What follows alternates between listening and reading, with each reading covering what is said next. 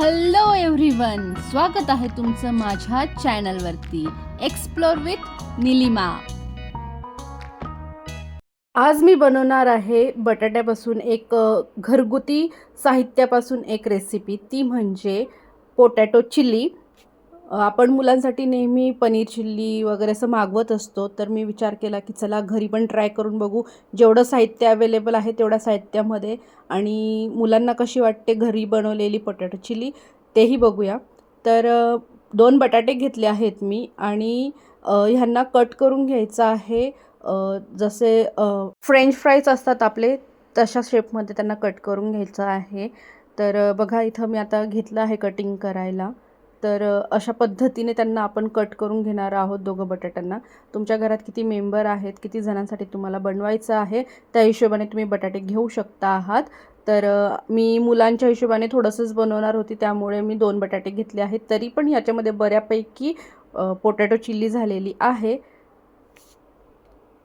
तर हे बघा अशा पद्धतीने हे कट करून घ्यायचे आहे। त्यानंतर मी साध्या पाण्यामध्ये यांना टाकून घेतलं आहे, जेणेकरून ते काळे पडू नये म्हणून। तर यांना पहिले आपण पाण्यामध्ये टाकून घेऊया। तोपर्यंत आपण आता पुढची प्रोसेस करेपर्यंत ते पाण्यात ठेवले की काळे पडणार नाहीत आणि धुतलेही जातात, म्हणून मी त्यांना आता पाण्यात ठेवलेलं आहे। चला आता आपण गॅसवरती एक पाण्याचं पातेलं ठेवून घेऊया आणि ह्या पातेल्यामध्ये मी थोडंसं मीठ टाकते आहे आणि हे जे फ्रेंच फ्राईज आहेत ते आपण याच्यामध्ये थोडेसे शिजवून घेऊया। म्हणजे जवळजवळ 70% आपल्याला ह्यांना शिजवून घ्यायचं आहे। म्हणून मी यांना आता इथं पाण्यात टाकते आहे, मिठाच्या पाण्यामध्ये, आणि याला आपण छान असं 70% आपण यांना शिजवून घेऊया। तर चला करूया ही प्रोसेस पूर्ण। तर हे बटाटे जोपर्यंत 70% शिजत नाही तोपर्यंत मी माझी बाकीची तयारी करून घेते। जसे की पोटॅटो चिल्लीसाठी लागणारं साहित्य, लसूण, कांदा वगैरे मी कापून घेते पहिले, तोपर्यंत हेही शिजत राहील। तर आणि अधूनमधून आपण याला असं चेक करत राहायचं आहे, जास्त पण शिजले नाही गेले पाहिजे।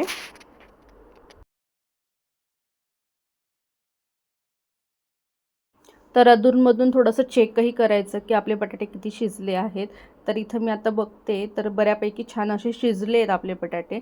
तर आता आपण इथं गॅस बंद करूया आणि मी इथं आता साधं पाणी घेतलेलं आहे। या साध्या पाण्यामध्ये थोडेसे बर्फाचे तुकडे टाकायचे आणि हे पाणी चिल्ड करायचं आणि छान असं चिल्ड पाणी झालेलं आहे आता बर्फ टाकल्यानंतर। तर ह्या थंडगार पाण्यामध्ये आता आपण हे फिंगर चिप्स टाकून घ्यायचे आहेत, जेणेकरून जी त्यांचे 70% आपण त्यांना शिजवलं आहे त्याच्या पुढची प्रोसेस होऊ नये म्हणून। जसं आपण नूडल्सला करतो, नूडल्स शिजवून झाले की आपण त्यांना थंड पाण्यात टाकतो, सेम तशीच ही प्रोसेस करायची। त्यानंतर थंड पाण्यातून आपण त्यांना काढून घेऊया, एकदम स्वच्छ ड्राय करून घ्यायचं, एकदम ड्राय झाले पाहिजे हे फिंगर चिप्स। आणि आता बघा पुढची प्रोसेस करूया आपण याची। तर आता मी याच्यामध्ये ॲड करणार आहे कॉर्नफ्लॉवर।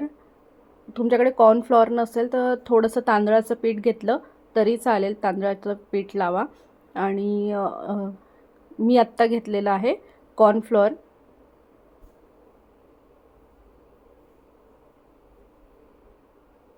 आता आपण याच्यामध्ये ॲड करूया थोडंसं लाल तिखट, तुम्ही तुमच्या आवडीप्रमाणे घालू शकता आहात, नाही घातलं तरीही चालेल। त्यानंतर थोडीशी हळद, थोडंसं जिरा पावडर टाकून घेऊया, चिमूटभर जिरा पावडर टाकलं आहे आत्ता मी। आणि त्यानंतर चवीनुसार आपण याच्यामध्ये मीठ घालून घेऊया।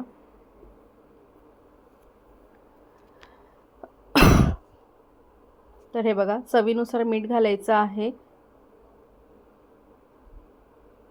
आता हे जे काही कॉर्नफ्लॉवर वगैरे आहे ते व्यवस्थित फिंगर चिप्सवरती कोट करायचे आहेत, व्यवस्थित कोटिंग करून घ्यायचं आहे यांचं। आणि त्याच्यानंतर मग पुढची प्रोसेस आपण करूया। यांना व्यवस्थित पूर्ण सगळ्या फिंगर चिप्सला कॉर्नफ्लॉवर किंवा तुम्ही तांदळाचं पीठ वापरलं असेल तर ते व्यवस्थित लागलं गेलं पाहिजे, त्या हिशोबाने व्यवस्थित त्यांना लावून घ्यायचं। आणि लगेच आपण आता पुढची प्रोसेस करूया। खूप सोपी रेसिपी आहे, घरगुती साहित्यामध्ये बनवू शकतो आपण, असं काय नाही की सगळं प्रॉपरच पाहिजे म्हणून। आता ह्या फिंगर चिप्सला आपल्याला फ्राय करून घ्यायचं आहे। माझ्याकडे एअर फ्रायर आहे तर मी एअर फ्रायमध्ये फ्राय करते आहे. जर तुमच्याकडे एअर फ्रायर नाही आहे तर डीप तेलामध्ये तुम्ही त्याला फ्राय करून घ्या. तर माझ्याकडे आहे एअर फ्रायर म्हणून मी एअर फ्रायरमध्ये टाकलेले आहेत आणि एअर फ्रायमध्ये तळून घेणार आहे. एअर फ्रायरमध्ये आपण जर फिंगर चिप्स टाकले आहे तर त्याला 1-2 वेळा चेक करून घ्यायचं. जास्त पण नाही शिजले म्हणजे जास्त पण फ्राय नाही झाले पाहिजे. तर आत्ता पुढची प्रोसेस चालू करूया. आपण फोडणी देऊन घेऊया. तर सर्वात पहिले मी छान लसूण कापून घेतले आहेत. लसूण असे उभे उभे कापून घेतलेले आहेत. तर ते फ्राय करूया. त्यानंतर मी यात घालून घेतलेला आहे कांदा. तर कांदाही छान शिजू द्यायचा आहे. गोल्डन कलर होईपर्यंत याला फ्राय करायचं आहे कांद्याला. तुम्ही अद्रकही घालू शकतात. माझ्या मुलांना अद्रक आवडत नाही म्हणून मी घातलेलं नाही आहे. तुम्हाला आवडत असेल तर तुम्ही अद्रकही घालू शकता. तुम्ही पेस्टही घालू शकतात लसूण आणि अद्रकची. माझ्या मुलांना लसूण आवडतो असं तळलेला म्हणून मी असे उभे उभे काप केलेले आहे. तुम्हाला आवडत असेल तर तुम्ही पेस्ट करूनही टाकू शकतात. आता कांदा छान असा गोल्डन फ्राय झाला की त्याच्यानंतर मग आपण याच्यामध्ये घालून घेऊया थोडीशी तीळ. तिळीमुळे खूप छान टेस्ट येते पोटॅटो चिल्लीला आणि दिसायलाही खूप सुंदर दिसतात ते, म्हणून तीळ घालून घेतलेली आहे. तर तीळही अशी छान फ्राय करून घेऊया. आता आपण घालून घेत आहोत टोमॅटो. तुमच्या आवडीप्रमाणे तुम्हाला गोड आंबट किती हवं आहे त्या हिशोबाने तुम्ही टोमॅटो घालू शकतात आणि त्यासोबत तुम्ही अजून बाकीचे व्हेजीस पण घालू शकता याच्यामध्ये. कांद्याची पात असते ती घालू शकतात, कॅबेज घालू शकतात, तुम्ही शिमला मिरची घालू शकतात. तर अशा पद्धतीने तुम्हाला पाहिजे ते तुम्ही व्हेजिटेबल्स याच्यात टाकू शकतात. आता आपण चवीनुसार लाल तिखट टाकून घेऊया. तुम्हाला किती तिखट आवडतं त्याप्रमाणे. त्यानंतर थोडासा गरम मसाला घातला आहे मी. थोडंसं चिमूटभर जिरा पावडर टाकायचं.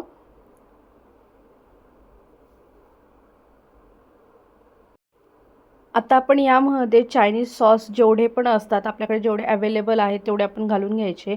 जसं की red chilli, tomato ketchup, soya sauce आणि त्यानंतर मी थोडंसं व्हिनेगरही घातलेलं आहे याच्यामध्ये. तर तुमच्याकडे अवेलेबल असेल तर तुम्ही पण व्हिनेगर याच्यामध्ये घालू शकतात. घरामध्ये जेवढेही साहित्य आहे तेवढं तुम्ही घालून घ्या आणि चायनीजचे जेवढे पण सॉस तुमच्याकडे अवेलेबल आहे तेवढे तुम्ही घालू शकता आहात.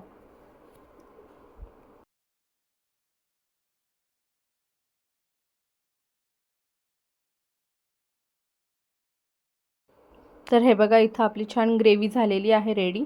आता जे फिंगर चिप्स आहेत ते आपण ह्या ग्रेव्हीमध्ये घालून घ्यायचे आहे, या सॉसमध्ये घालून घ्यायचं आहे आणि फक्त 2 मिनटं त्याला स्टेअर करायचं, थोडंसं हलवायचं आणि व्यवस्थित सॉस त्या फिंगर चिप्सला लागले पाहिजे असं मिक्स करायचं.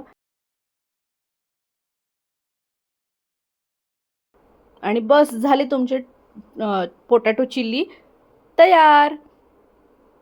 घरगुती आणि घरच्या साहित्यापासून बनवली, ती पण हेल्दी. कोणत्याच प्रकारचं केमिकल्स टाकलेले नाही आहे आपण याच्यामध्ये, कोणताही कलर ॲड केलेला नाही आहे. अशा पद्धतीचं आपण हे बनवून घेतलेलं आहे आणि मी थोडंसं गार्निशिंगसाठी थोडीशी कोथिंबीरही घातलेली आहे यामध्ये. तर रेडी आहे आपली पोटॅटो चिल्ली, मस्त यम्मी. तर तुम्हीही एक वेळा घरी ट्राय करून बघा घरच्या साहित्यामध्ये छान अशी पोटॅटो चिल्ली. तुम्हाला हा व्हिडिओ आवडला असेल तर लाईक करा, सबस्क्राईब करा. भेटूया पुढच्या ब्लॉगमध्ये.